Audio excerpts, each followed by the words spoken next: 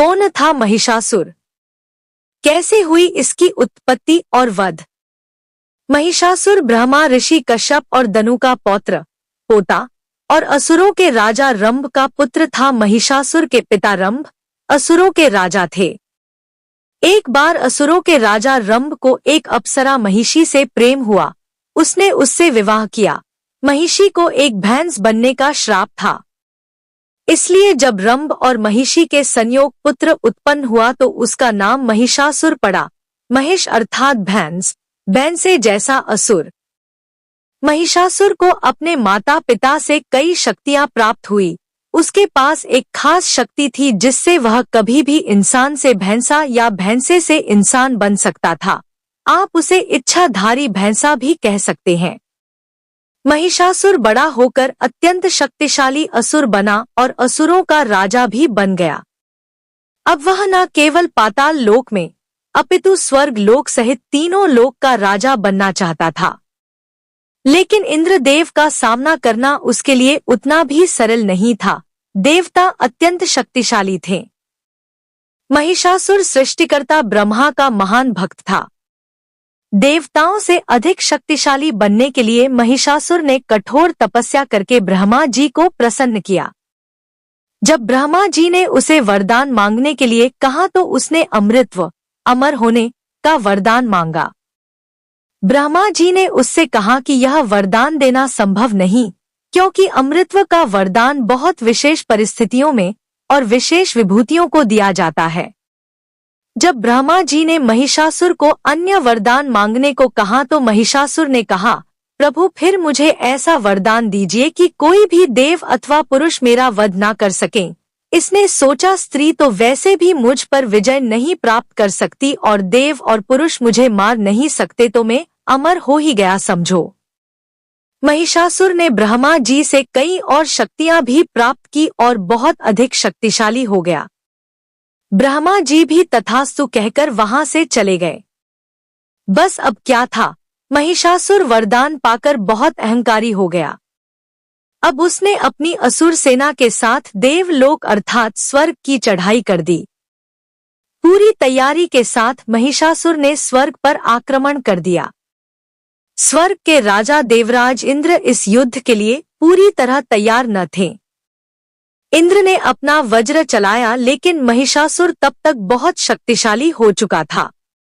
नतीजा यह रहा कि असुरों की विशाल सेना ने देवताओं की सेना को हरा दिया और देवताओं को स्वर्ग खाली करके वहां से भागना पड़ा। महिषासुर स्वर्ग का राजा बन गया। जिसने भी उसका विरोध किया उसकी हत्या हुई। महिषासुर ने कई स्त्रियों पर भी अत्याचार किया।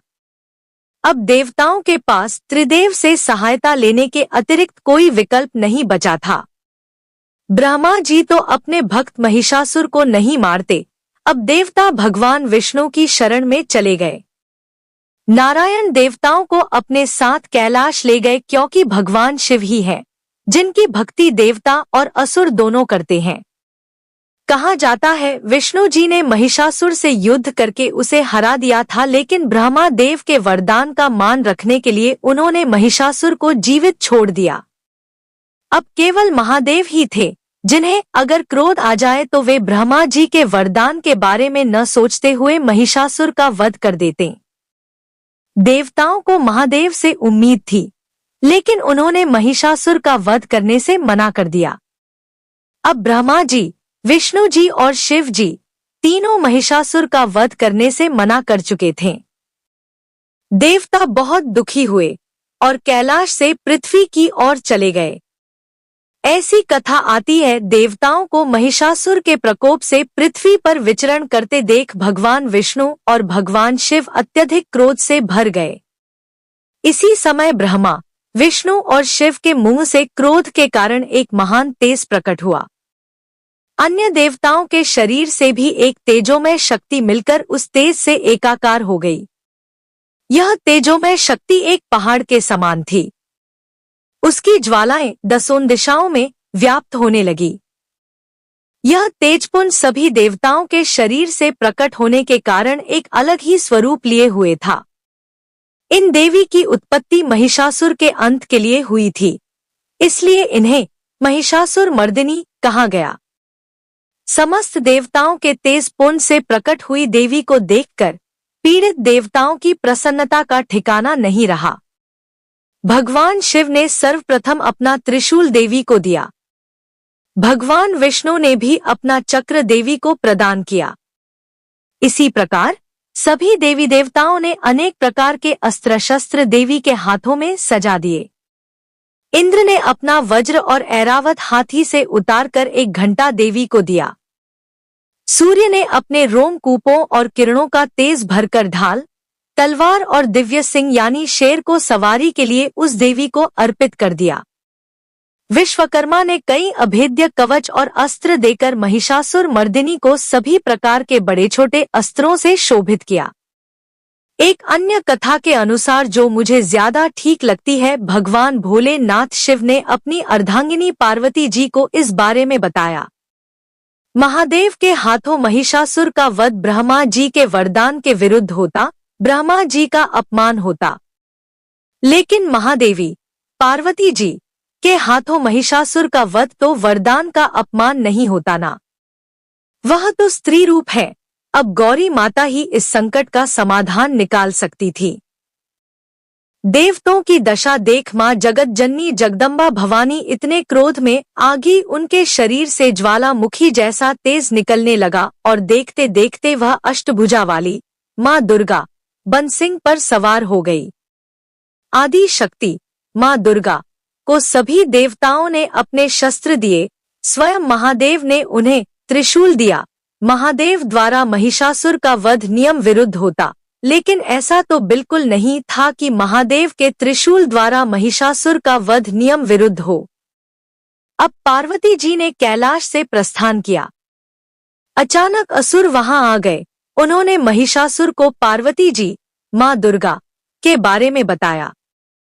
थोड़ी देर बाद महिषासुर ने देखा कि एक विशालकाय रूपवान स्त्री अनेक भुजाओं वाली और अस्त्र शस्त्र से सज्जित होकर शेर पर बैठकर अट्टहास कर रही हैं। महिषासुर वहां आया और जैसे ही उसने माता पार्वती मां दुर्गा को निकट से देखा तो उनकी सुंदरता को देख वह कामवासना से भर गया।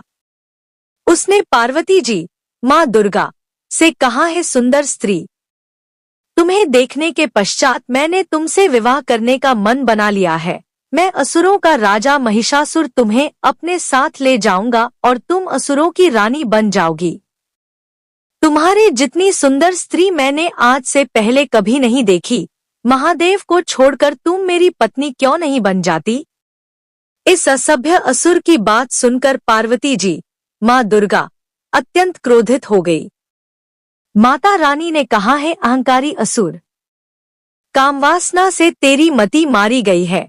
तुमने स्त्रियों पर भी अत्याचार किया, देवताओं से स्वर्ग लोक छीन लिया और तुम्हारे अहंकार बढ़ता ही चला गया। अब तुम्हारा अंत निकट है। माता की बात सुनकर महिषासुर हंसा और बोला कि मुझे वरदान प्राप्त है, कोई पुरुष मेरा वध नहीं कर सकता। एक स्त्री में इतना बल नहीं कि मेरा वध कर सके। मैं अमर हूँ। यह कहकर महिषासुर माता पार्वती मां दुर्गा के पास आ गया। माता रानी ने प्रचंड दुर्गा रूप धारण कर लिया और महिषासुर की सेना पर आक्रमण कर दिया। महिषासुर की सेना का सेनापति आगे बढ़कर देवी के साथ युद्ध करने लगा।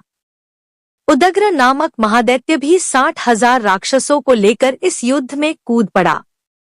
महानु नामक दैत्य 1 करोड़ सैनिकों के साथ, अशीलोमा दैत्य 5 करोड़ और वास्कल नामक राक्षस 60 लाख सैनिकों के साथ युद्ध में कूद पड़े। सारे देवता इस महायुद्ध को बड़े कौतूहल से देख रहे थे। दानवों के सभी अचूक अस्त्र शस्त्र देवी के सामने बौने साबित हो रहे थे, लेकिन देवी भगवती अपने शस्त्रों से राक्षसों की सेना को बींधने बनाने लगी। 9 दिन तक माता पार्वती जो दुर्गा बन चुकी थी, उन्होंने असुर सेना का विनाश किया और 10वें दिन महिषासुर से युद्ध किया। और जब महिषासुर हार के डर से भैंसा बनकर माता को छलने की कोशिश करने लगा तो माता रानी के शेर ने उस पर प्रहार किया। आखिरकार दुर्गा माता ने अपने त्रिशूल से महिषासुर का वध कर दिया। इस युद्ध में महिषासुर का वध तो हो ही गया, साथ में अनेक अन्य दैत्य भी मारे गए।